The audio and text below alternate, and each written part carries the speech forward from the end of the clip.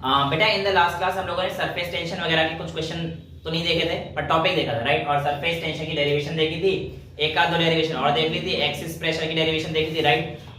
उसके बाद मैंने आप लोगों को बताया था कि एक्सिस प्रेशर की जो डेरिवेशन आई थी वो हमारे पास अलग अलग सरफेस में से, आपको याद हो तो मैंने 3 सरफेस बना के दिखाई थी।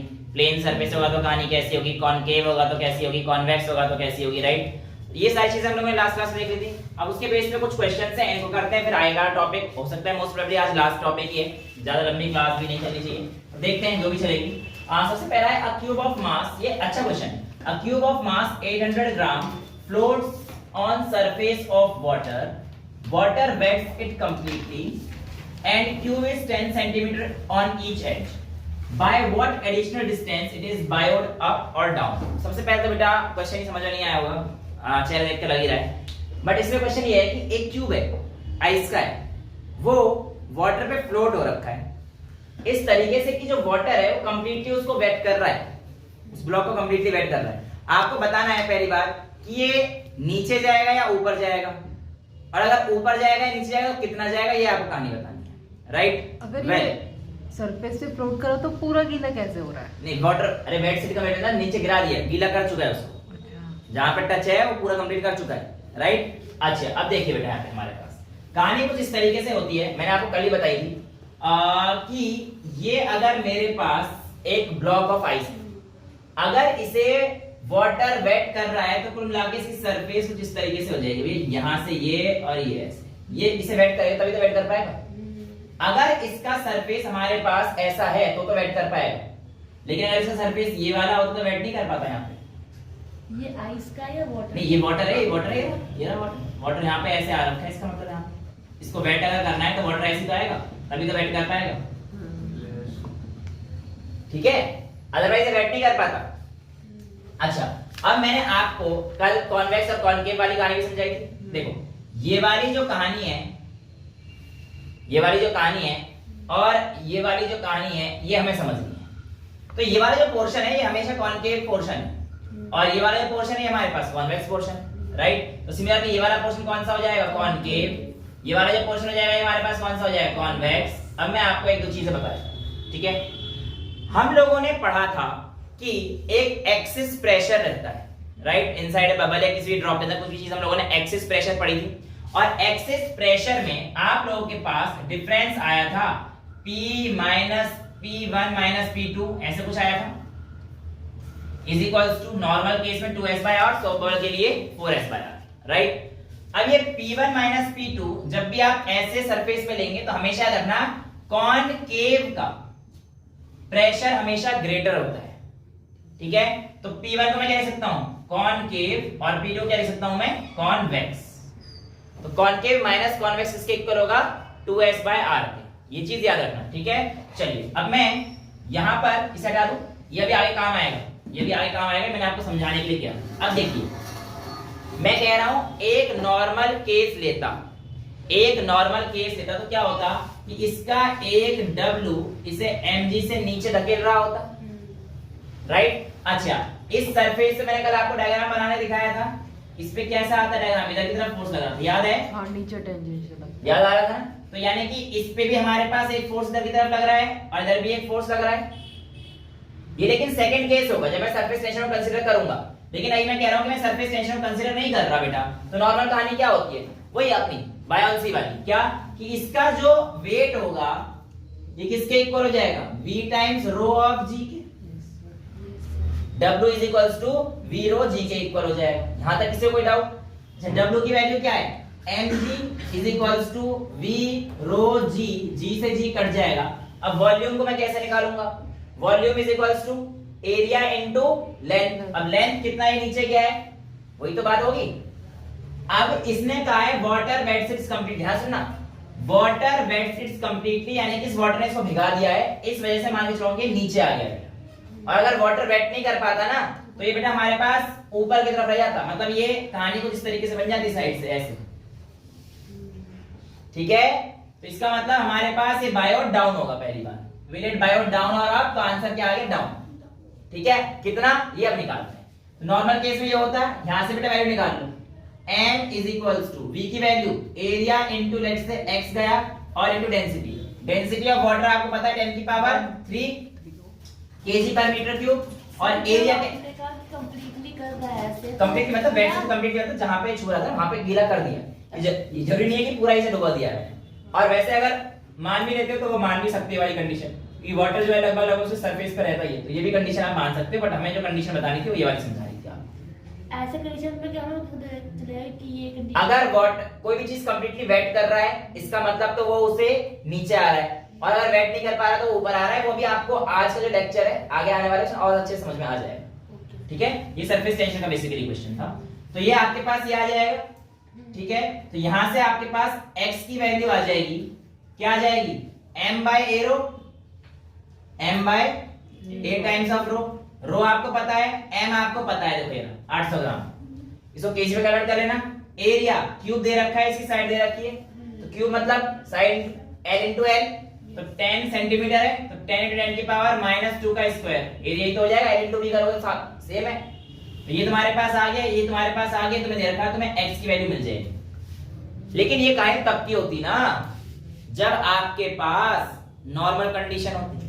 अब नॉर्मल कंडीशन थोड़ी है, अब तो सरफेस टेंशन भी लग रही है। अब सरफेस टेंशन लग रही है तो कहानी हमारे पास क्या होगी, इसको समझते हैं। कहानी ये होगी कि सरफेस टेंशन का ऐसे केस में, आपको डायग्राम कल बताया था मैंने, कॉन्वेक्स और कॉनकेव के केस में हमारे पास किस तरीके से डायग्राम बनते हैं। ठीक है ना, तो ये वाली जो कहानी थी हमारे पास नॉर्मल, इधर की तरफ टेंशन फोर्स लिख दूं, सिमिलरली इसकी भी हमारे पास टेंशन फोर्स आएगी, राइट।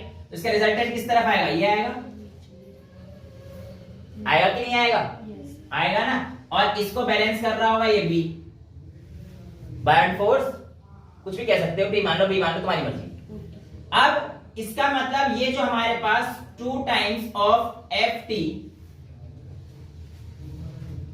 जो नीचे की तरफ लग रहा है, और mg जो नीचे की तरफ लग रहा है, वो किसके ऊपर इक्वल होगा, बायोन फोर्स के इक्वल।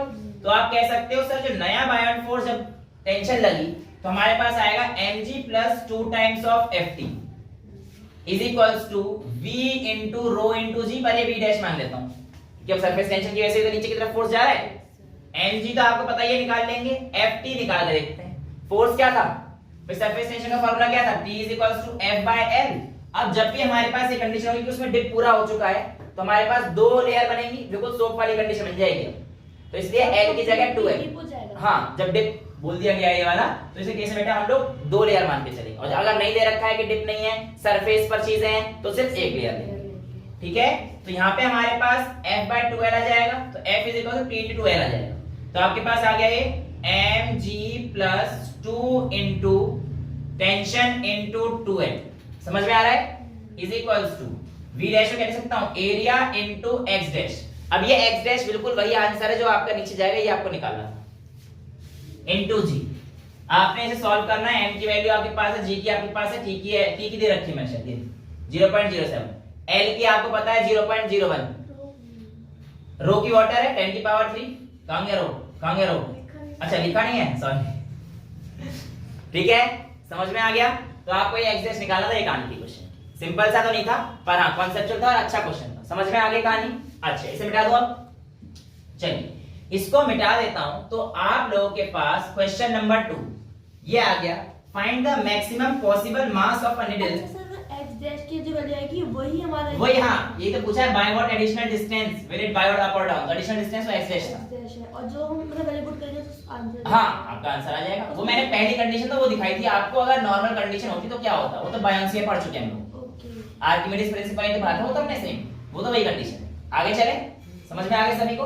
ये क्वेश्चन है, आपको बताना है maximum possible mass of a needle that can float on the water surface. कल हमने वाटर नीडल वाला एक्सपेरिमेंट करा था, तो कुछ नीडल तो नीचे चली गई थी, लेकिन अब जो नीडल ऊपर तैर रही थी, है ना, अब ऐसा नहीं है कि सारी नीडल ऊपर तैर जाएंगी। एक नीडल का मैक्सिमम वेट है जो कि आप उस वाटर के ऊपर रख सकते हो, तो वो वेट कितना होगा ये आपसे पूछा गया था क्वेश्चन में। ठीक है, ये कहानी तो ऐसे हो जाएगी बेटा, कुछ यहाँ पे समझो, आपके पास ये कहानी है।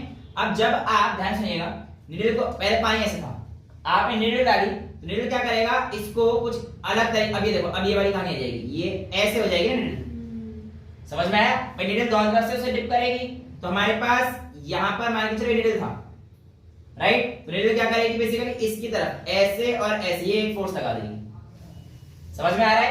Yes. अब नीडल का जो वेट होगा ये तो mg नीचे की तरफ लगेगा, वो तो ऑब्वियसली बात है, नीडल का जो वेट है वो तो mg नीचे की तरफ लगेगा, पर इस नीडल का ये कंपोनेंट है ये ऊपर आएगा, लेट्स से इसको मैं t बोल दूं तो t बोल देता हूं, राइट? ये कितना हो जाएगा मेरे पास थीटा एंगल से, और जितना ये नीडल तो हमारे पास ऐसे थी ना, ये कहां तो ये थी, तो बराबर ही जितना इधर की तरफ डिप करेगी उतना इधर की तरफ डिप भी करेगी, तो इसलिए हमारे पास ये जो सरफेस आएगी हमारे पास, अब की बार देखो पुरानी वाली नीचे की तरफ आ रही है, इसलिए उसका रिजल्टेंट नीचे की तरफ जा रहा था, अब की बार देखो ऊपर की तरफ जाए तो रिजल्टेंट भी हमारे पास ऊपर की तरफ चला गया, तो ये थीटा आ गया, ये भी हमारे पास क्या आ गया, थीटा आ गया।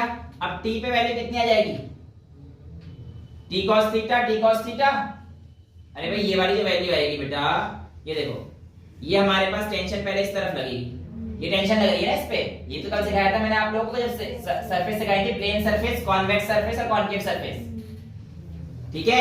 ये वाली जो सरफेस है कॉन्वेक्स सरफेस है अब, ठीक है? तो यहाँ पर हमारे पास क्या आएगी, ये टेंशन लग रही थी, ये भी हमारे पास टेंशन लग रहा था, ठीक है? और जो टेंशन लग रहा था उसको मैंने ऊपर कर दिया, आपकी उस वाले क्लास, हाँ उनको बोलते हैं ना भानु सर का रेफरेंस। तो बेटा ये हमारे पास क्या चल रहा है कहानी, t का और t का, हाँ, तो वो 2t तो ये हमारे पास t cos थीटा और ये भी t cos, देखो t sin थे तो और t को अपोजिट लेंगे से कैंसिल आउट कर देंगे, और ये t cos थीटा जाएगा इसका, t cos थीटा जाएगा इसका, तो कितना हो जाएगा 2t cos थीटा। तो आपने ऊपर क्यों किया था वहां पे? कहां पर, यहाँ पे नीचे किया था बेटा, मैंने किया था, यही किया था मैंने, 2f ले लिया था मैंने सीधा इस बार, उसमें 2f लिया था, और इसको मैंने बेटा v rho g के इक्वल रखा था, मैंने किया था, मैं झूठ नहीं बोल रहा, चेक कर लेना, ऐसे थोड़ी करूंगा किसी में करूंगा किसी में नहीं करूंगा। और इवन वहां पे ये भी बताया था मैंने, सुनो ये भी बताया था बेटा कि यहाँ पे जब मैं टेंशन लूंगा तो लेंथ जो लूंगा वो मैं 2l लूंगा, क्योंकि ये अंदर है पानी के, लेकिन ये ऊपर है, इस बार 2l नहीं लूंगा, इस बार क्या लूंगा, सिर्फ l लूंगा, तो 2t cos theta is equals to mg। समझ में आया? वैसे इसको f लेते हैं, ज्यादा आसान रहेगा, क्योंकि मैं यहाँ पे f को t into l की तरफ खोल दूंगा, ठीक है? इसको 2f cos थीटा लेंगे, तो f कितना आएगा यहाँ पे, भाई f क्या था हमारे पास, टेंशन, और उसमें क्या रिलेशन था, f by l, ये तो रिलेशन था, f is equal to tl आ जाएगा, तो हमारे पास 2 times tl cos theta is equals to mg। Maximum mass पूछा था तब, m की वैल्यू कितनी आ जाएगी, 2tl cos theta by g, right? Answer समझ में आ गया? वेल, क्या पूछा है, मैक्सिमम पॉसिबल मास, तो आपको आंसर और सॉर्ट करना पड़ेगा कि मैक्सिमम मास के लिए cos थीटा की वैल्यू कितनी होनी चाहिए, 1 यानी कि 0, तो यानी कि आपके पास मैक्सिमम मास कितना आ जाएगा, 2 times surface tension by g, ये आप लोगों के पास आंसर आ जाएगा, ठीक है? 2tl और वहां पे t क्या है, टेंशन ऑफ वाटर। समझ में आया? ये क्वेश्चन समझ में आ गया? अगला क्वेश्चन देखते हैं, ये क्वेश्चन अच्छा है, ये क्वेश्चन अच्छा है कंपैरेटिवली इन सब के मुकाबले, ये वाला क्वेश्चन सबसे बढ़िया। अब कंटेनर ऑफ विड्थ 2 है, एक कंटेनर है जिसको आपको विड्थ दे रखी है 2 है, ये कह रहा है कि फिल्ड विद अ लिक्विड, वैसे कंडीशन अगर आप देखोगे तो ये वाली कंडीशन और ये वाली कंडीशन बिल्कुल सेम है, क्योंकि हमारे पास कहानी बिल्कुल वैसे हमारे पास इस चीज को लोग कहते हैं मेनिस्कस, उसका शेप क्या है ना, अभी हम लोग मेनिस्कस आगे भी बात करेंगे, इसमें अभी बात नहीं कर रहा क्योंकि ना अभी आगे करना है। A container of width 2a is filled with liquid, a thin wire of mass per unit length lambda। यहाँ पे देखो कितना अच्छा क्वेश्चन दे रखा है, पहले इसकी विड्थ दे रखी है, इसमें कोई लिक्विड भरा रखा है मैंने, इसने कहा कि एक थिन वायर, ये बिल्कुल थिन वायर मान लो इसने डिवाइन थी, ये एक थिन वायर है, इसको हमने जेंटली प्लेस कर दिया इस लिक्विड के मिडिल ऑफ द सरफेस। कहां रखा है इसे, बिल्कुल middle of the surface, due to which the liquid is depressed by a distance y, जिसकी वजह से लिक्विड पहले यहां तक भरा होगा और ये कुछ डिस्टेंस ऐसे, ये यहां से y डिस्टेंस डिप्रेस हो गया, ये समझ में आया क्वेश्चन? अब ये कहता है कि इतना डिप्रेस हुआ कि y a से तो बहुत छोटा है, अब भी डिप्रेस हुआ पर a से बहुत छोटा है। समझ में आती है कहानी? आपको बताना है कि इस लिक्विड की जो टेंशन थी वो कितनी थी, ठीक है? वेल मैं टाइम भी दे देता, पर टाइम देने के बाद भी थोड़ा सा लग जाता बेकार में, टाइम वेस्ट ना करते, मैं ही सॉल्व करता हूं। पहले तुम्हें क्या करना पड़ेगा, इस क्वेश्चन में न्यूटन साहब को भी ला के लाना पड़ेगा, फ्री बॉडी डायग्राम बनाना पड़ेगा, ठीक है? अच्छा, अब इसकी कहानी कुछ इस तरीके से ही है ना कि आपके पास टेंशन इधर लग रही होगी, एक टेंशन फोर्स लिख देता हूं, F इधर ले देता हूं, F इधर ले देता हूं, ये तो कहानी सेम है, राइट? यार लेकिन अगर मैं इसको यहाँ पे लेके आता हूं तो मेरे पास बेसिकली कहानी कुछ ऐसे बन रही है। कुछ बच्चे ना गलती कर देते हैं ये भाई, अब देखो ये वाली डिस्टेंस क्या होगी अगर मैं इसको उठाता हूँ a, हाफ पे बोला है ना मिडिल पे, तो डिस्टेंस हो जाएगी, तो यहाँ पे a कर देते हैं, ठीक है। फिर ये थीटा कर देंगे क्योंकि एंगल तो हमारे पास यहाँ पे बनता हुआ ये दिख रहा है, राइट। और ये वाली डिस्टेंस को फिर मतलब कुछ ना कुछ करके गड़बड़ कर देंगे, मतलब आपको ये गड़बड़ नहीं करनी, मैं बताऊंगा ये गड़बड़ करोगे तो क्या होगा, ये गड़बड़ मत करना प्लीज, आप लोग मत करना। देखो एक्चुअल में जब भी आप लोग एंगल लेंगे बॉडी और लिक्विड के बीच का एंगल लेंगे, किसका लेंगे, बॉडी और लिक्विड, यानी कि सॉलिड ऑब्जेक्ट और लिक्विड के बीच का एंगल आपको लेना है। जैसे कि यहां पर अगर मैं ये एंगल लेता हूं तो बेटा यहां पे बॉडी और इसका एंगल आएगी, बॉडी और एंगल के बीच का एंगल ये है, ये एंगल थीटा होता है, ये वाला एंगल है बॉडी और इसके बीच का, ठीक है। अच्छा सर फिर इसको हम लोग कैसे लें, इसको ऐसे लेंगे, देखो ये ऐसे था, इसको ऐसे रहने दो, इसको ऐसे यहां से लाइन ड्रॉ करो ऐसे, और समझ रहे हो ये कर रहा हूं मैं, ये और इसको नीचे, ये ऐसे नीचे।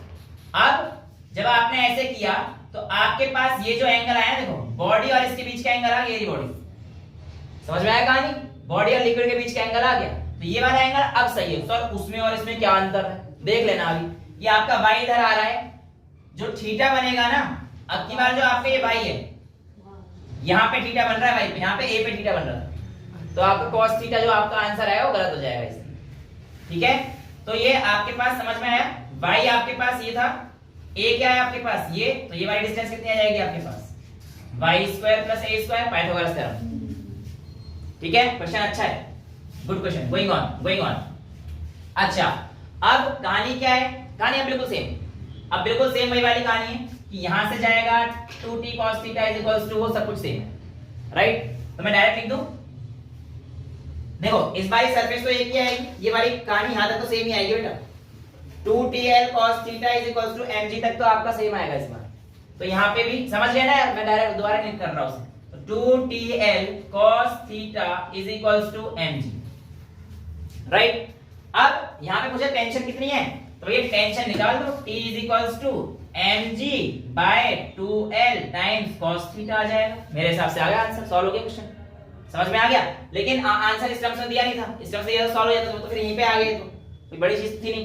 पहले तो आपको देखो m/l को लैम्डा लिख लेना, क्या दिया था देखो, मास पर यूनिट लेंथ लैम्डा, इसका मतलब क्या है, तो मैंने आपको रोटेशनल वाले क्वेश्चन में प्रैक्टिस करा रखी है इसकी तो बहुत, तो m/l is equal to lambda, तो पहले तो ये m/l लैम्डा आ जाएगा, तो आपके पास टेंशन आ गया lambda g by 2 cos theta. अब cos थीटा की वैल्यू भी डालनी है बेटा, cos थीटा क्या हो जाएगा, बेस अपॉन हाइपो, देखो अगर यहां पे रहता आंसर गलत होता, और ये ऑप्शन में दिया था, इसका भी दिया था, इसका भी दिया था, जो बच्चे का कर भी दे ना तो वो भी ध्यान दें कि हमें ऐसे वाला एंगल लेना है between body and the solid, liquid and the body, ठीक है। चलिए अब सॉल्व करते हैं, cos थीटा क्या हो जाएगा, इसको लूं या इसको लूं, इसको, ठीक है।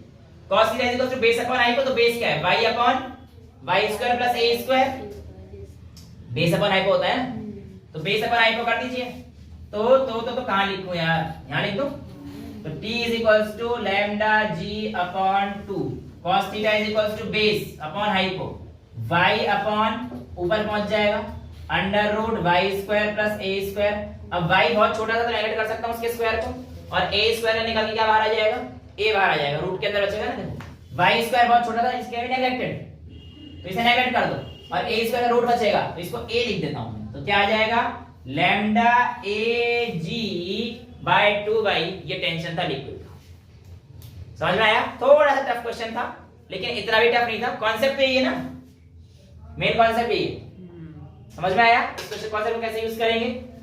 अच्छा यहां पर देखिए कह रहा है calculate the amount of energy evolved when 8 droplets of water of radius इतना मिलीमीटर कोइंसाइड्स विद 1, मतलब 8 ड्रॉपलेट थे मिलके एक बन गए, तो बताओ कितनी अमाउंट ऑफ एनर्जी रिलीज हुई, राइट। अच्छा अब देखो एक चीज तो तय है कि जब 8 ड्रॉप मिलकर एक ड्रॉप बनाएंगे, जो चीज सेम है वो उनका वॉल्यूम है।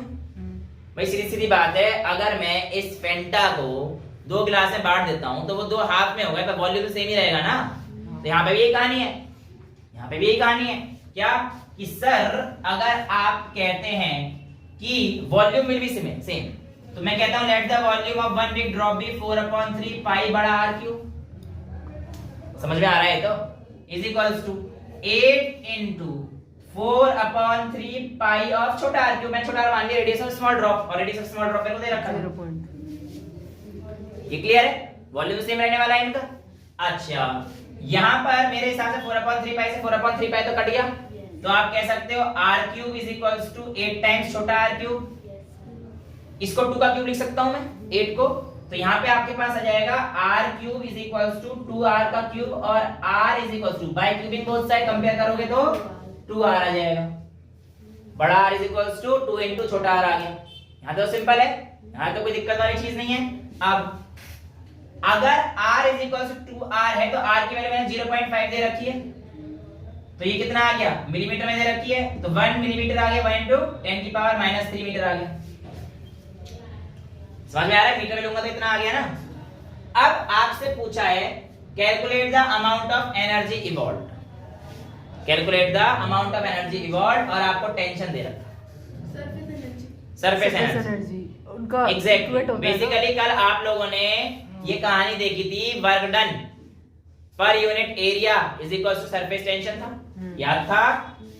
Surface tension is equals to work done upon increase in surface area था। मैंने बताया था एरिया की जगह वर्क इस जगह। आपसे पूछा क्या है? एनर्जी पूछी है, और ये आपसे पूछा है, ये आपको गिवन है, ये आपको निकालना है चेंज इन एरिया। ये कैसे निकालेंगे? देखो अब मैं कहता हूं जो चेंज हुआ है एरिया में, इंक्रीज इन एरिया है डिक्रीज इन एरिया जो भी हुआ होगा, मैं कहता हूं 8 ड्रॉप्स जो थे इनटू इनका 4 पाई छोटा r का स्क्वायर माइनस बड़े वाले ड्रॉप का स्क्वायर 4 पाई बड़ा r का स्क्वायर। ये तो चेंज इन सरफेस एरिया आ जाएगा। एरिया क्या होता है? 4 पाई r स्क्वायर होता है ना। समझ में आया? ये r ड्रॉपलेट का था, तो इसको सॉल्व करेंगे, वैल्यू डालेंगे तो हमारे पास क्या आ जाएगा? कोई ना कोई वैल्यू आ ही जाएगी, क्योंकि हमारे पास बड़ा r भी है छोटा r भी है। बड़ा r भी मैंने निकाल लिया और छोटा r भी निकाल लिया। यहां से आप वैल्यू निकाल सकते हो, कोई प्रॉब्लम तो नहीं है इसमें। कैलकुलेशन नहीं कर रहा है, बस कॉन्सेप्ट सिखा रहा हूं आप लोगों को। तो आपके पास ये आपको निकालना था, बढ़ रही तो एनर्जी की फॉर्म में, ठीक है? तो बस आप यहां से निकालिए, सरफेस टेंशन आपको गिवन था 72 into 10⁻³ इनटू जो भी इसको सॉल्व करके आएगा यहां डाल देना इज इक्वल्स टू आपका बर्डन। वही बर्डन किसकी फॉर्म में निकल जाएगा? In the form of heat. समझ में आया? तो इस तरह के क्वेश्चंस आप लोगों को करने को मिलेंगे। वैसे आपको छोटे छोटे मिलेंगे, लेकिन ये हो सकता है कि एक आध दो मिल जाए। अच्छे लेवल की बुक्स करोगे फिर आप मेरे पास आओगे, उससे पहले मैंने आपको करा दी, ठीक है? हाँ। लास्ट में क्या आपने W work done upon area वही तो कराया था बेटे फॉर्मूला। सरफेस टेंशन जब इसके रखा था तो हमने एनर्जी के इक्वल आया तो था। आपने यहाँ से निकाला है, ये एरिया निकाला है मैंने, एरिया यहाँ पे पुट कर दिया, सरफेस टेंशन दे रखा था, ये रहा, और वो ये निकालना था, ठीक है? क्लियर है? तो ये कहानी कुछ इस तरीके से होती है। अब आते हैं आज की क्लास। ओहो अब तो मिट गया। मैं तो लिख ही नहीं। अरे वाह, अब बेटा अब तो मिट गए। वो लिख लिया मैंने, ये भी लिख लिया है, ये दोनों हिंदी के। कोई बात नहीं, बाद में दिखा देंगे। आप कहानी समझो आगे की, कोई बात नहीं। देखो छापने में कुछ नहीं रखा, समझने में बहुत कुछ रखा है। आप छापना पड़ता है, क्या बेटा? जाके छापना पड़ता है। जा समझ लो ना एक बार, और ऐसे समझो, अरे समझ तो आ जाता है, बस यही चाहिए। नहीं क्वेश्चन तो लिखा नहीं ना, आंसर नहीं दिया क्या आ जाएगा। कॉन्सेप्ट समझ में आने का मतलब है कि आपको कोई बच्चा कहे कि प्राची मेरे को ये बता, प्राची ने कहा ये जू मतलब पेन उठाना ही नहीं चाहिए हमें। वहाँ पे कोई टेंशन दे रखी थी ना लास्ट वाले में। हाँ बिल्कुल बेटा। वो तो सरफेस एनर्जी की इक्वल होती है। नहीं अब एक्चुअली यहाँ पे बर्डन बेसिकली पूछा गया, जब कोई भी चीज कोयल से होती है तो एनर्जी रिलीज होती है, तो एनर्जी रिलीज कितनी है उसका बर्डन ही है।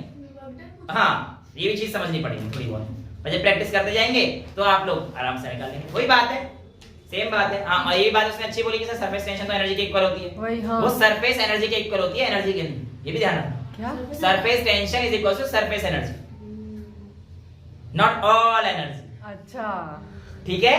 तो यहाँ पे जो एनर्जी पूछी थी बर्डन वाली पूछी थी, जब वो कंबाइन हुए तो एनर्जी रिलीज हुई, वो कंबाइन होकर जो एनर्जी रिलीज हुई वो कितनी एनर्जी हुई, वो क्वेश्चन। ठीक है? Well now moving towards the next topic is our types of force, that is cohesive force and adhesive force. Types of forces हमारे पास कितने टाइप के फोर्स होते हैं? दो टाइप के फोर्स होते हैं बेटा, cohesive force and adhesive force. Now what is meant by the term cohesive force and adhesive force? देखो को मींस टुगेदर, तो जो सेम मॉलिक्यूल के बीच में लगने वाले फोर्स होंगे वो आपके कोहेसिव फोर्स होंगे, और दो डिफरेंट चीजों के बीच में जो लगने वाले फोर्स होंगे वो आप क्या होंगे, एडहेसिव फोर्स होंगे, राइट। देखिए जैसे कि एक ग्लास में पानी रखा है, क्या रखा है, पानी रखा है, पानी के मॉलिक्यूल्स जो आपस में एक दूसरे से चिपके हुए हैं, आपस में दूसरे के पास फोर्स लगा रहे हैं, वो क्या है, कोहेसिव फोर्स। पानी का मॉलिक्यूल और ग्लास के बीच जो फोर्स लग रहा है वो क्या है, एडहेसिव फोर्स। एक काम करते हैं, मैं आपसे बताता हूं एक और अच्छे तरीके से। ये देखो, ये मेरे पास बीकर, ये मेरे पास पानी, मैंने इस बीकर को इस पानी में डाल दिया। अब मैं आपको दिखाता हूं कोहेसिव फोर्स कहां है और एडहेसिव फोर्स। देखो सबसे पहले मैं आपको दिखा रहा हूं कि इसमें कोहेसिव फोर्स किधर है, राइट। पानी के मॉलिक्यूल्स के बीच में क्या है हमारे पास, कोहेसिव फोर्स। अब मैंने क्या किया, ये पत्ते लेके आया था बड़े अच्छे से, इन पत्तों को मैं इसके अंदर डाल देता हूं सब। अरे जितने जाने जान लो। ये पत्ते मैं इसके अंदर डाल दिए। अगर आप ध्यान से देखोगे तो पत्ते क्या हो गए, गीले। गीले हो गए। तुम्हारे सामने सारे पत्ते गीले हो गए। अब ये पत्ते गीले क्यों हुए, अच्छा पत्ते गीले हो गए, तुम्हें दिखाए, दोबारा देख लो, जिसको देखना है, साफ साफ गीले हो रखे हैं। एक नहीं हुआ बेटा भी दिखाता हूं, मैं वो कर देता हूं, क्या करते हैं वो करते नहीं, ओम भूर्भुवस्सुः तत्सवितुर्वरेण्यं पूरे वक्त गिरा रहे। पत्ते गीले थे, चेक कर लिया। अच्छा ये यहां देखते हैं, गंगा, अरे तो पानी अमृत ही है भैया, पानी अमृत है। अच्छा ये देखो, ये हमारे पास दोबारा से पानी के मॉलिक्यूल के बीच में क्या है, कोहेसिव फोर्स। ये दूसरा मॉलिक्यूल है। अब मैं इसको डाल रहा हूं, इसके अंदर डाल दिया, देखो दिख रहा है, डिप कर दिया है, ये देखो, ये अब पानी नहीं आएगा, नहीं आया ना उतना, मतलब ये तो थोड़ा सा वो सरफेस टेंशन की जो स्टिक था वो चला गया हो। ये भी तो कहानी समझो, सरफेस टेंशन की जो भी स्टिक था वो स्फेरिकल। अब देखो इसके यहाँ पे ना, इस जगह पर स्फेरिकल कुछ आ जाएंगे ड्रॉप्स, अगर देखोगे तो ये देखो, हाँ। वो स्फेरिकल क्यों आए, सरफेस टेंशन। चिपका क्यों नहीं, क्योंकि नहीं, अब नेचर ऑफ मटेरियल। अब कोहेसिव और एडहेसिव पे डिपेंड करेगा, कैसे क्या डिपेंड कर रहा था ये चीज। अब मैं दोबारा कर रहा हूं रिवर्स का, नेचर ऑफ मटेरियल नहीं करना ना। चल अब आप चीज समझते हैं, यहां पर कहानी क्या है, देखो, ओहो ये तो अंगूर बहुत है। अब ये देखो सरफेस टेंशन, देखो सारी चीजें स्फेरिकल आ रही हैं, आ गया ड्यू टू सरफेस टेंशन। अभी नीचे आएंगे वो तो फिर इनकी विस्कोसिटी, ग्रेविटी सब चीज लग जाएगी। ब्लड भी सर्वेंट में शो करता है क्या बेटा, ब्लड भी। हाँ ब्लड, हाँ करता है जब ब्लड के ड्रॉपलेट्स यूं टपकते हैं। आजा बेटा मैं एक वो लेके आया हूं, सिरिंज पड़ी है मेरे पास, प्रिकल करके दिखा दूंगा, तेरे जो ब्लड की ड्रॉपलेट आएगी बिल्कुल स्फेरिकल जाएगी। एक चीज और सुनो इसके हिसाब से, चलो एक चीज और बताता हूं, जो लार्जर ड्रॉपलेट्स हैं, वाटर के ड्रॉपलेट अगर लार्ज वाले होंगे तो लार्ज ड्रॉपलेट स्फेरिकल नहीं होंगे, लार्ज ड्रॉप थोड़े से फ्लैट एंड हो जाएंगे। हाँ ये रहा, ठीक है, हाँ ये रहा, इतना बड़ा जो पड़ा हुआ है, ये देखो लार्ज ड्रॉप स्फेरिकल थोड़ी है। अब यहाँ पे कैमरे में देख नहीं सकती, दिखाएं, चलो ये दिखा, ये देखो, ये देखो, ये बिल्कुल स्फेरिकल थोड़ी है। पंटा पे नहीं साइड में। अरे ये यार ये देखो, ये बच्चे समझ में आ गया ना। तो ये वाली जो ड्रॉप है ये हमारे पास कैसी है बेटा, स्फेरिकल नहीं थी, फ्लैटेंड थी। फ्लैटेंड क्यों हुई, क्योंकि उस पे ना एक तो ड्रॉप लार्ज हो गया, कैमरा के सामने ही बोल रहा हूँ, चलो ठीक है, आवाज ऐसी जा रही होगी, कानों में ऐसी चुपती है मेरी आवाजें। चलिए तो एक्चुअली क्या है, इसमें ग्रेविटी अब ज्यादा उस पे एक्ट कर रही है तो उसे बल्ब में खींच लिया। यहाँ पे हम सरफेस से इतना मिनिमम कर सकते करे, पर वो फ्लैटेंड हो जाते हैं, लार्ज ड्रॉप्स नहीं होते spherical, small drops are generally spherical. अगर इसमें मैं कंपेयर करूंगा मरकरी और वाटर के बीच में, तो मरकरी के ड्रॉप ज्यादा स्फेरिकल पाए जाएंगे क्योंकि उसका सरफेस टेंशन ज्यादा है एज कंपेयर टू वाटर। जिसका सरफेस टेंशन ज्यादा होगा, ज्यादा कॉन्ट्रैक्ट करके अपने आप को और मिनिमाइज करने की कोशिश करेगा। ये सारी कहानी हमारे पास सब चीज में दिखती है। यहाँ पे क्यों गीला किया क्यों नहीं किया समझते हैं। जब मैंने पानी के अंदर पत्ते डाले, क्या डाले, पानी के अंदर पत्ते डाले, तो पानी और पत्तों के बीच में एडहेसिव फोर्स लग गया, क्योंकि पानी अलग है पत्ते अलग है, दो अलग अलग बॉडी है, तो दो अलग अलग बॉडी के बीच जो फोर्स लगे वो हमारे पास कौन सा, एडहेसिव फोर्स। ठीक है, तो पानी और वाटर के बीच में जो फोर्स लगा वो कैसा था, एडहेसिव फोर्स था। और ये जो एडहेसिव फोर्स था ये स्ट्रॉन्गर था as compare to cohesive force of water molecule. तो जब भी आपके पास adhesive force greater than cohesive force होगा, ऐसे केस में हमेशा जो लिक्विड है it will wets the solid. अब यहां पे ना बिल्कुल वेट हो गया है थोड़ा सा, लिक्विड वेट्स सॉलिड, ये आपसे पूछा जाता है। समझ में आ रहा है, यहां तक कोई दिक्कत नहीं है। तो ये केस हमारे पास किसका आता है, जब हमारे पास कहानी कैसे होगी, एडहेसिव फोर्स क्या होगा, ग्रेटर। लेकिन जो मैंने ग्लास डाला तो ग्लास और पानी के बीच भी हमारे पास कौन से फोर्स लगे थे, कोहेसिव एडहेसिव। बट इस बार जो कोहेसिव फोर्स थी वो ज्यादा थी as compare to adhesive force between glass and the water. तो इस वजह से हमारे पास ग्लास गीला ही नहीं हुआ। ठीक है, समझ में आया? तो ये कहानी आपके पास रहती है। हालांकि हो सकता है बोर्ड भी खराब हो जाए हल्का सा, क्योंकि पानी भी है। चलो खैर नहीं होगा इतना, बट मार्कर चलने में प्रॉब्लम कर सकता है। ओमपुर बहुत सा फ्लो मैंने ज्यादा कर दिया। चलिए कोई दिक्कत नहीं। अब आपके पास एक और चीज जो आपको देखने को मिलेगी वो ये है कि ये क्या है? फेंटा। फेंटा पीनी है किसी को? हाँ, मैं पी लेता हूँ। छुट्टी के पहले एक्सपेरिमेंट करो। कुछ भी एक्सपेरिमेंट नहीं बेटा, एक गुड़ बच रही पी ले। वैसे मैं लाया था स्प्राइट भी था, मैंने यार खत्म हो जाए बच्चे का मन कर जाए, पर छोटी वाली लाया था। ये बड़ी वाली लाऊंगा सब आएंगे, अब तो जिसको मिल गई मिल गई, ले बेटा। आई बेटे मौज आ गई। चलिए ये मेरे पास क्या है? Tissue paper. और टिश्यू काफी अच्छे हैं, टीचिंग टिश्यू है। मतलब इसके बीच में ना ये लिखे हुए हैं सारी चीजें, कुछ प्रोवर्ब्स वगैरह, खाते वक्त जैसे कि let sleeping dogs lie, it means let a situation as it is, जैसी ऐसी छोड़ दो। तो अब देखो, खैर खैर खैर खैर, ये देखो, ये हमारे पास टिश्यू पेपर है। हाँ। अगर मैं इसको इसमें डिप करता हूं तो इसमें क्या होगा? धीरे धीरे धीरे धीरे धीरे पानी करने लगेगा। पानी कोल्ड ड्रिंक महंगी चीज लाया हूं, राइस करने लगेगा। और आप जो राइस देखोगे थोड़ी देर में वो आपको दिख जाएगा। वैसे मैं अभी दिख जाएगा, देखो मैंने डिप कर दिया है। अब मैं खुद नहीं उठा रहा, देखो दिख रहा है? यस। ये क्या हो रहा है आपका? राइज हो रहा है। राइज हो रहा है। और इसी एक्शन को हम लोग क्या बोलते हैं? Capillary action. क्या बोलते हैं बेटा? क्या बोलते हैं? ऑस्मोसिस। अरे हो जाता है। और कोई बात नहीं, ऑस्मोसिस भी बनाएंगे, बायोलॉजी भी पढ़ेंगे। तो अब आपको दिख रहा है, अगर मैं इसे ऐसे छोड़ दूंगा ना तो ये और राइज करता करता करता करता करता है, टप टप भी होने लगेगा। कोई बड़ी चीज नहीं, ऐसे छोड़ देते हैं। जितना राइज हो रहा है होने दो, इसे यहाँ पे रख देते हैं। ठीक है, एक जना कह रहा है सर मेरी कोल्ड ड्रिंक पिला देते नहीं तो मैं, तो देखो अब भी आप अगर देखोगे तो धीरे धीरे राइज और अच्छे से होता जाएगा। जितना ये लेवल बढ़ता जाएगा मतलब धीरे धीरे और टाइम आएगा, फ्री एब्जॉर्ब करेगा, एब्जॉर्ब करके ऊपर तक आता जाएगा, ऊपर तक आ जाएगा, ऊपर तक आ जाएगा। सर इसमें और उसमें फर्क क्या हुआ? इसमें और उसमें किसमें बेटा? मुझे क्या पता इसमें उसमें क्या कर रहे हो? ऑस्मोसिस में और इसमें क्या फर्क है? फर्क पड़ेगा, ये कराएंगे बेटा, वो भी कराएंगे, टेंशन ना लीजिए।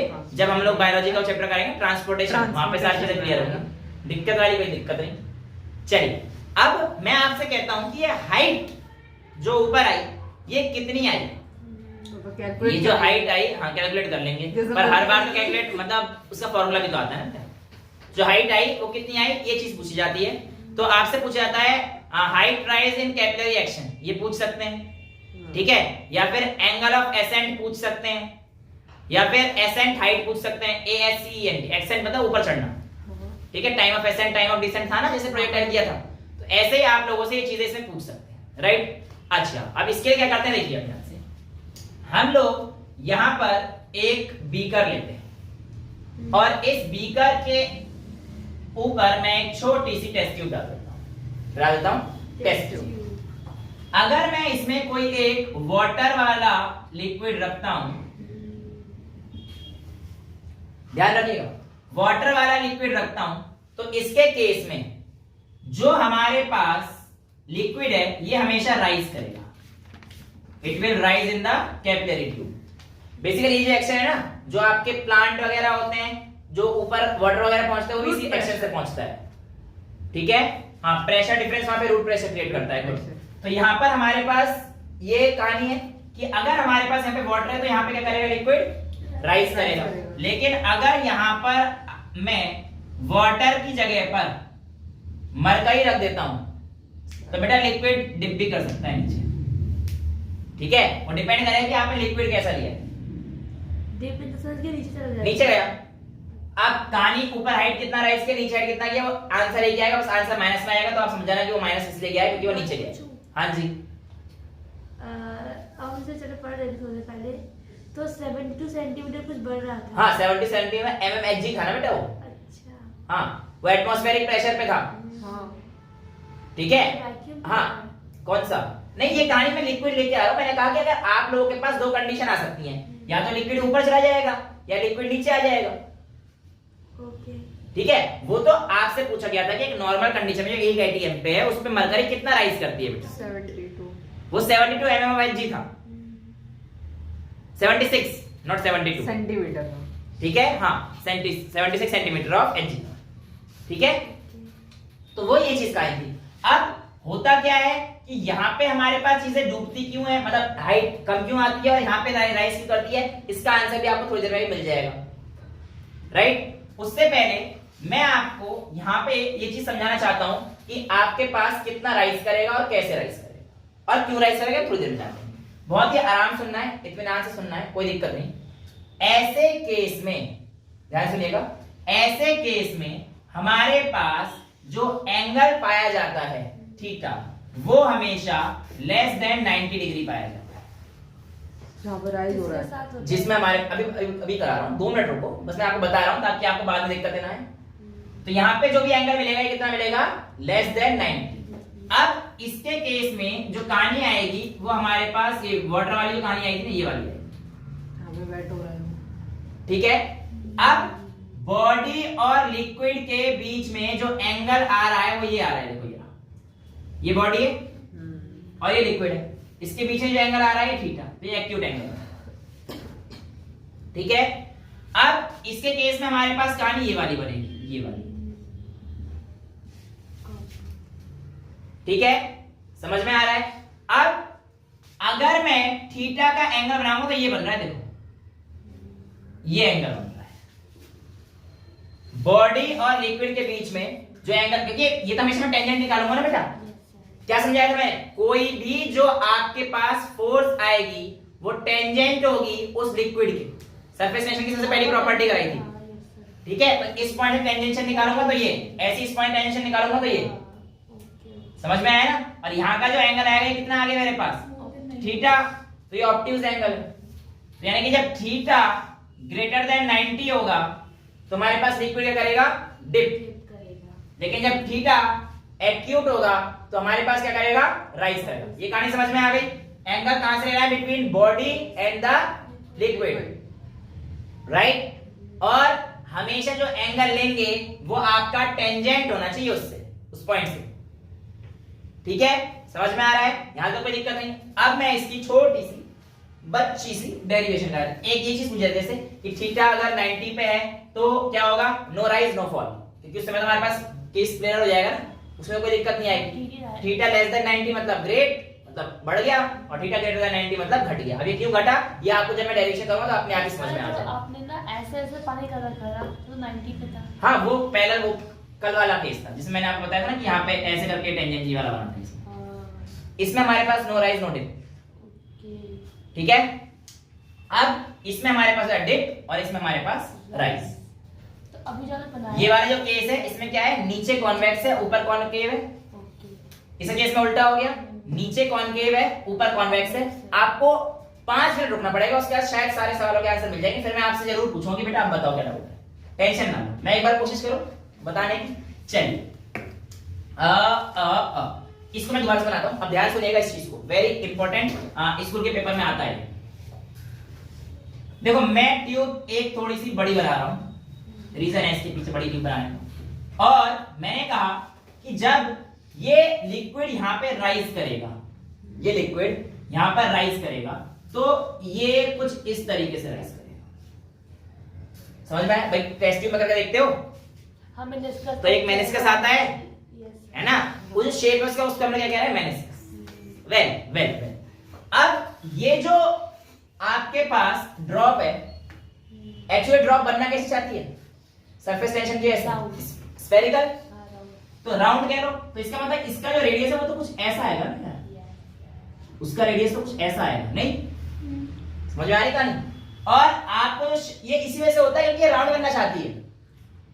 तो सर इस पे हमें कैसे पता और क्यों राउंड करना चाहती है, बेटा इसके ऊपर एक, अब मैंने बाहर मिटा दिया तुम समझ जाना, इसके ऊपर एक एक्सटर्नल प्रेशर लग रहा है, कौन सा, देखो क्योंकि ट्यूब ओपन है तो पी नॉट, राइट, समझ में आ रहा है। ये वाली जो ऊपर वाली सरफेस है हमारे पास कॉनकेव सरफेस है, और नीचे वाली सरफेस क्या है हमारे पास, कॉन्वेक्स सरफेस है।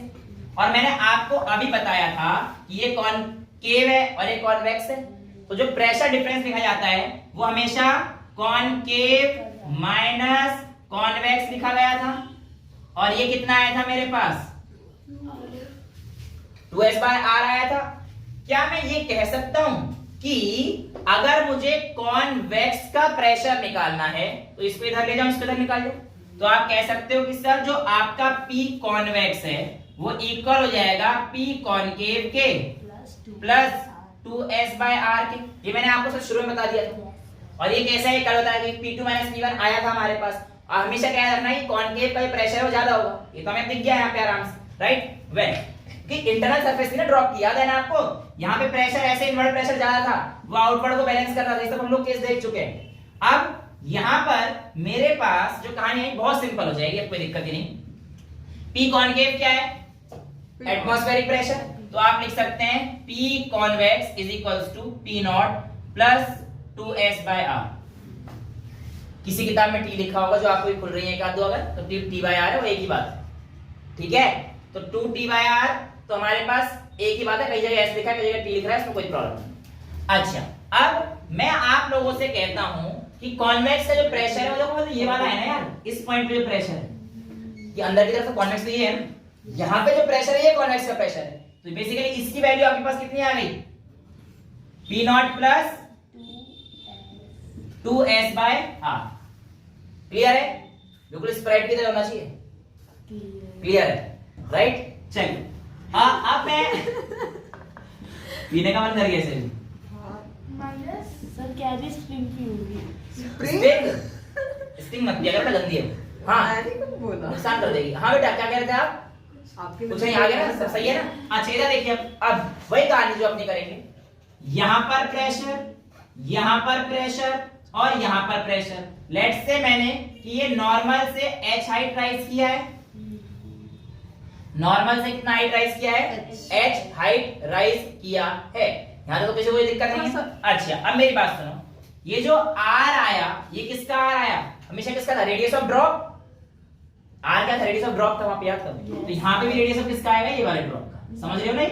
अगर P0 प्रेशर, अगर P0 नहीं होगा तो कुछ और कहानी होगी बेटा, वो अलग चीज होगी, तो सर्कल बन जाएगा। हाँ वो तो बनेगा ही बनेगा, वो तो बनेगा ही, लेकिन कैसा शेप आया क्या आएगा वो सब चीजें डिपेंड करती हैं सारी चीज पे। मैंने आपको बताया था कि अगर आप एक ड्रॉप को छोड़ दोगे ग्रेविटी फ्री स्पेस से, तो it will always be becoming spherical. Acquire तो हमेशा स्फेरिकल शेप करना ही चाहता है बेटा। इसी के ना बहुत सारे एप्लीकेशंस होते हैं, जैसे कि आप लोग अगर देखोगे घर जाके पेंट ब्रश डालोगे, पेंट ब्रश अगर पानी डालोगे तो उसकी जो नीचे के ब्रश है वो खुल जाते हैं सारे, लेकिन जैसे उसे बाहर निकालोगे तो वाटर की जो सरफेस, वाटर जो इस पे चिपका होता है पेंट ब्रश पे, वो क्या चाहता है, सरफेस टेंशन कम करना है, इसलिए इसे बाहर निकालोगे बिल्कुल ऐसा आता है चंपू बन के, ठीक है। अंदर डालोगे तो सारे ब्रशेस खुल जाते हैं। देखो पानी के अंदर अगर आप किसी एक पेंट ब्रश डालोगे तो उसके ब्रशेस जो है ब्रश ऐसे हो जाते हैं, खुल जाते हैं, लेकिन जैसे ही आपने बाहर निकाला इस ब्रश को, उसके ब्रशेस सारे ऐसे हो जाएंगे बिल्कुल। क्यों, क्योंकि इस पे क्या चिपका होगा, पानी, और पानी क्या करेगा, इस सरफेस टेंशन लगाएगा, जिसकी वजह से कांटेक्ट करेगा अपने आप को, मिनिमम सरफेस एरिया में आने की कोशिश करेगा, जिसकी वजह से उसका शेप कैसा हो जाएगा, बस ऐसा हो जाएगा। तो सारी कहानी सरफेस टेंशन की है बेटा, ठीक है। तो अब वापस आ जाए इस पे, हाँ सरफेस टेंशन को ज्यादा आज पता पड़ रहा है ना। चलिए आप देखते हैं यहाँ पे क्या कहानी है। तो ये एक चीज समझ में आ गई, और आर किसका है, रेडियस ऑफ सर्कल, जो हमारे पास बेसिकली मेनिस्कस बोल सकता हूँ, रेडियस ऑफ मेनिस्कस बोल सकते हैं, उसको हाफ राइट। लेना। नहीं बेटा अभी हाफ लेना, रुक जाओ। रेडियस तो आर तो इतना ही रहेगा, जो उसका रेडियस रहेगा उसको हाफ क्यों लेना है, आर तो आर ही रहेगा बेटा। अच्छा अब देखिए यहां पर पॉइंट ले लो, लेट्स से एक पॉइंट ए और एक पॉइंट ले लो बी फॉर भानु। अब ये लेवल सेम है, तो आपको पता है सेम लेवल पर hydrostatic paradox Pa is equals to Pv रहता है, राइट। अच्छा यहां पर जो प्रेशर आएगा वो किसकी वजह से आएगा, एक तो इसकी प्लस रो जी एच, ये तो हम लोग कर चुके हैं इतना। तो यहाँ पे जो प्रेशर था वो कितना था, आप कह सकते हो कि सर Pa का जो प्रेशर आएगा वो नेट कितना आ जाएगा, P0 प्लस 2s/r प्लस रो जी एच। आप पीए पे निकालोगे, आप तो पीसी पे निकालोगे ना, जो हाइट बड़ी है उसकी, क्या बेटा, जो हाइट बड़ी है, ये वाली हाइट पे तो निकालूंगा ना प्रेशर, h रो जी तो निकालते थे उस पे। अरे तो जहाँ पे आपने वो पॉइंट बनाया ना, कौन सा वाला, जहाँ पे एरो बनाया है, ये अरे h मैं कह रहा हूँ यहाँ पे जो भी लग रहा होगा वो आपके पास ये लग रहा होगा, ये कह रहा हूँ हाँ तो वो तो कॉन्वेक्स का लग रहा होगा ना, तो P कॉन्वेक्स आप निकालोगे तो ये भी गलती हो रखी है, -2s/r आएगा, देखो ना इसको ले जाओ। हाँ आप क्या पूछ रहे थे, मैं ये पूछ रही हूँ आप ए पॉइंट पे क्यों निकाल रहे हो, मैं काम है मेरे को, अभी निकालूंगा, वो तो यहाँ पे रखा है, काम है मुझे, ए पॉइंट पे काम है मेरे को, क्योंकि आपको डायरेक्शन करके दिखाएंगे। क्यों निकाल रहे हो, डायरेक्शन कैसे बताऊं कि भैया ये भीगा क्यों, ये ऊपर क्यों चढ़ा, ये नीचे क्यों चढ़ा, दो केस में थीटा जब 90 से कम हो तो ऊपर ही क्यों गया, आप थोड़ी मान रहे हो, डेरिवेशन बनवाएगी आपको, देखना भी थोड़ी देर। ये चीज समझ में आ गई? यहां तक तो कोई दिक्कत नहीं है, ठीक है। अच्छा, आपको ये पता है कि PA इक्वल्स टू PB है, तो PB क्या है मेरे पास? यहाँ पे सिर्फ एक ही चीज प्रेशर लगा रही है, एटमॉस्फेरिक, वहाँ पे दो चीज़। राइट। और इस पॉइंट पे हमारा इसका मतलब ये होगा कि ये वाला PA और ये वाला PA इक्वल, भाई PA इक्वल टू PB है और PA इसके इक्वल है, तो दिस इक्वल्स टू PB यानी कि P नॉट। तो आप कह सकते हो P not equals to P not minus 2S by R plus rho GH। ये मर गया तो 2S इधर आ गया, तो आपके पास क्या आ जाएगा? Rho GH is equals to 2S by R, right. तो आप कह देंगे sir H is equals to 2S by R, minus का आएगा प्लस ही आएगा राजा, 2S by R into rho into G। यहां तक क्लियर है? लेकिन रुक जाओ, गड़बड़ हो जाएगी। ये जो हाइट राइज करी है ना, ये आपने दिखाया है इस मेनिस्कस की वजह से, लोअर वाली इस मेनिस्कस की वजह से, लेकिन आपकी जो हाइट राइज हुई है, ये राइज हुई है इस ट्यूब की वजह से, और ट्यूब का रेडियस यहाँ पे कहीं पे दिखाया ही नहीं है आपने। अब मैं आपको दिखाता हूँ ट्यूब का रेडियस कहां पर है। ये देखो, ये ऐसे समझो भैया, ये कहानी है, ये कहानी आएगी आपके पास किसकी? नहीं आएगा। देखो, ये देखो, ये आ गया आपके पास मेनिस्कस का, ट्यूब थोड़ा मोटा सा हो जाएगा। ये आपके पास आ गया मेनिस्कस का, और देखो उसके ऐसे है, यही तो होगा। इसके ऊपर की कहानी दिखाते नहीं है, आप देखो जरा ध्यान से, समझ में आया? ये ट्यूब है, ये मेनिस्कस का रेडियस है, तो मेनिस्कस का रेडियस हो जाएगा ये R बड़ा वाला, और कैपिलरी ट्यूब का रेडियस हो जाएगा छोटू वाला, ये वाला R। आ रहा है कुछ समझ? अब इन दोनों के बीच में क्या बनेगा? एक एंगल थीटा। फ्रैंक हो गया? अब आ गया ना समझ? अच्छा, अब अगर मैं इस समझ में आ गए, बड़ा भी दिखा दूं, ये बड़ा R, ये छोटा R, और ये थीटा। क्लियर है? यहां तक तो कोई दिक्कत नहीं है। हालांकि इसलिए बाइफरकेशन कर सकता हूं कि पहले इसके बीच में, मतलब देखो लिक्विड तो इधर है और ये सॉलिड बॉडी है, तो एक एंगल थीटा इधर बनेगा, फिर इसका वर्टिकल अपोजिट एंगल इधर करके ये परपेंडिकुलर होता है हमेशा 90 डिग्री का, तो यहाँ पे एक नॉर्मल बनाऊंगा। देखो ऐसे बनता है, ये थीटा बनेगा। कंफ्यूज होता ना, जहां कंफ्यूजन मिटा दूंगा। ये थीटा बन गया, वर्टिकल अपोजिट एंगल से ये वाला 90 डिग्री बनाएगा। पता ही आपको टेंजेंट 90 डिग्री बनाता है, तो ये वाला जो एंगल आएगा ये कितना आ जाएगा? 90 माइनस थीटा। भाई पूरा 90 तो 90 माइनस थीटा। अब देखो ये वाली जो सरफेस बची और ये वाली सरफेस बची, ये भी तो 90 डिग्री का एंगल बनाएगी, तो ये 90 माइनस थीटा है, तो ये कितना बची? 90 के लिए थीटा, क्योंकि 90 माइनस थीटा प्लस थीटा तभी तो 90 बन सकता है, तो इसलिए ये वाला एंगल थीटा आता है। और डिटेल में जाओगे तो ऐसे हो जाएगा। समझ में आ गया? एक बार दोबारा करके दिखाऊं, एक और बताना। देखो यहाँ पे देखो, ये देखो, ये ऐसे था, सिर्फ मैं एंगल बना रहा हूं, ठीक है। अब यहां पर मेरे पास कहानी ये थी, ठीक है। मैंने कहा हमेशा एंगल किस के बीच? एक्यूट एंगल बना पहली बात तो, क्योंकि हमारे पास मेनिस्कस कैसा है? Convex meniscus. याद रखना, कॉन्वेक्स मेनिस्कस में एंगल कैसा बनेगा? एक्यूट। कॉनकेव मेनिस्कस में एंगल कैसा बनेगा? ऑब्ट्यूज। ठीक है, तो बेटा मैंने आपका ये वाला एंगल बना दिया, क्योंकि लिक्विड आपके पास इधर था और बॉडी ये सॉलिड। हमेशा एंगल कहां बनेगा? लिक्विड और सॉलिड के बीच में, तो बता दिया। और टेंजेंट जाएगा इससे, तो इसका टेंजेंट यही जाएगा, तो ये आपने बना दिया थीटा। यहां से दोबारा ये बना दो, ठीक है। तो इसको अगर आप ऐसे करोगे तो ये आपके पास क्या आएगा? Theta angle. अब यहां से भी आप ये नॉर्मल निकालोगे तो ये एंगल कितना बनेगा आपके पास? 90 डिग्री। क्या यहाँ पे ये टेंजेंट जाएगा इसकी सरफेस से, ये 90 डिग्री का मतलब टेंजेंट चली जाएगा, और रेडियस जो टेंजेंट होता है वो इसके सरफेस से कितना होगा? 90 डिग्री पे तुम पहले कर चुके हैं, तो ये पूरा एंगल 90 डिग्री का बनेगा बेटा। तो ये वाला एंगल कितने का बनेगा? देखो थीटा ये हो गया, तो 90 माइनस थीटा, ठीक है। अब आपके पास ये देखो, ये मैंने बताया आपके पास रेडियस ऑफ कैपिलरी ट्यूब। अब रेडियस ऑफ कैपिलरी ट्यूब ये वाला और ये वाला जो लाइन है, ये वाली, ये कितने डिग्री का एंगल बनाएगी? ये भी तो 90 डिग्री का एंगल बनाएगी, पर इसके बीच में ये वाला एंगल आ गया है जो कितना बता रहा है? 90 माइनस थीटा। तो ये वाला एंगल कितना आ जाएगा? थीटा आ जाएगा। तो बस ये कहानी है इसकी, समझ में आ गया? तो जैसे समझना है समझ लो। तो मैं यहाँ से r के समझ लेना यार आपका, मैं यहाँ से बड़े R की वैल्यू सब्स्टिट्यूट कर रहा हूँ, cos theta is equal to base upon i को, तो r बाय r, तो बड़ा R इज इक्वल टू छोटा r बाय cos थीटा। तो यहाँ पे आप बड़े आर की जगह क्या रख दीजिए, H is equals to 2s by rho G, R की जगह r cos theta, r by cos theta था ना, यहाँ पे पानी है, अरे यार H is equals to 2s, कहाँ लिखो, देखो इस जगह r की जगह क्या लिखना है आपको, सर दिख तो रहा है, मुझे लिख लो आराम से। देखो यहाँ पे लिखता हूँ H is equals to 2s by r की जगह r बाय cos थीटा ऊपर पहुंच जाएगा रो जी।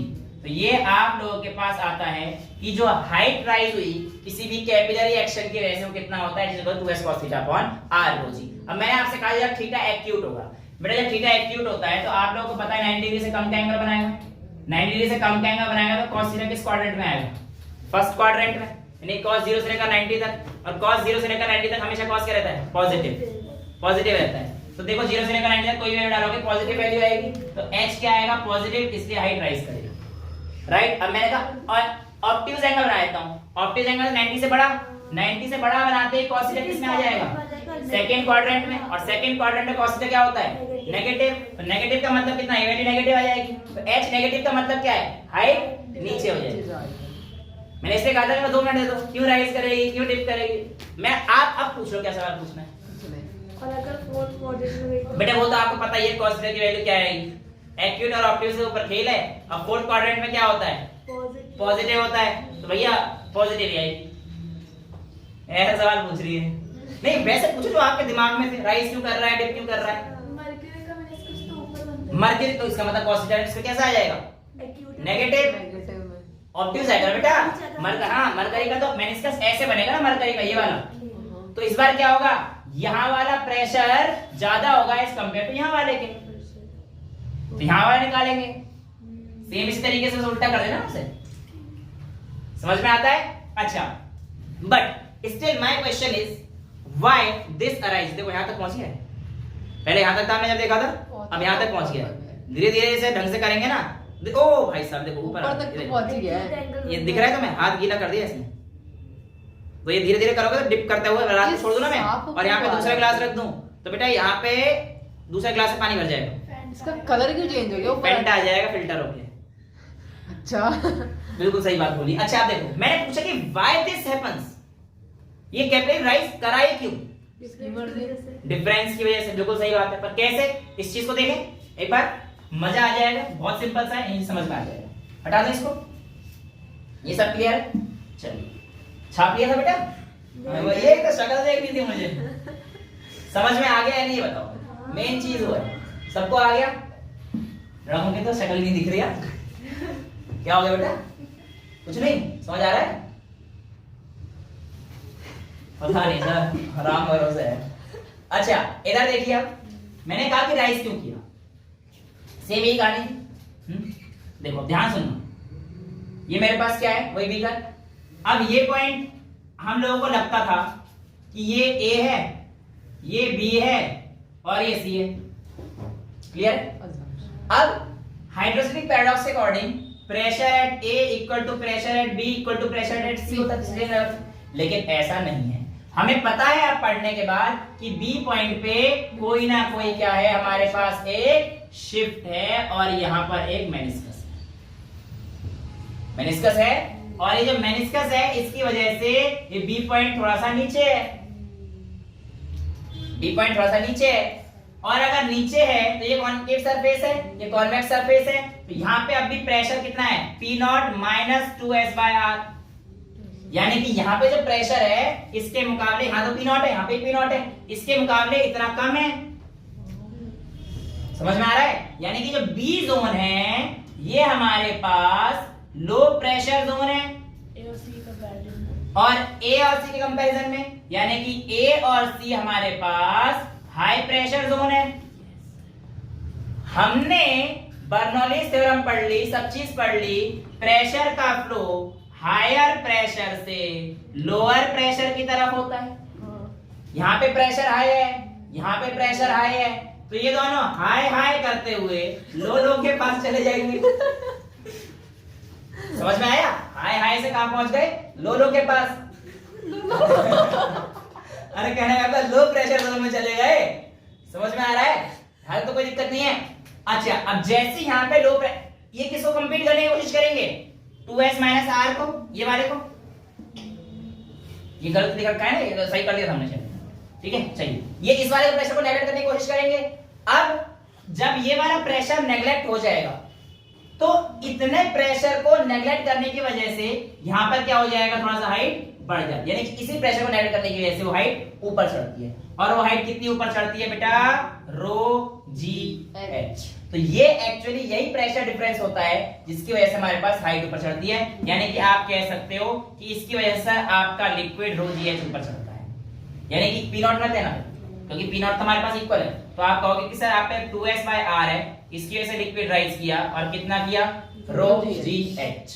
तो ये आपको मैंने पैसे में दिखा दी थी, -2 बसा ले, -2 सारा मतलब वो कम था ना, वो कम को तो खत्म कर दिया ना, खत्म इतना किया कि इतनी हाइट पे जब पहुंचे तो ये -2s अपॉन r की तो खत्म करना था मेरे को, तो इसकी वैल्यू ये आती है, समझ में आया। इसीलिए वो कैपिलरी रिएक्शन आपको साफ साफ पेंटा फिल्टर होती हुई आपके सामने आ रही है। इस तरीके से हमारे पास इस टॉपिक का भी आज जो है अंत होता है। तुझे पीनी है, मैं बोल रहा था अपने पीने के लिए, उसे ही बच्चे मांग लेते हैं। चलिए कोई दिक्कत नहीं। तो यहाँ तक बेटा हमारे पास सारे टॉपिक्स ऑलमोस्ट जो है खत्म हो चुके हैं, ठीक है।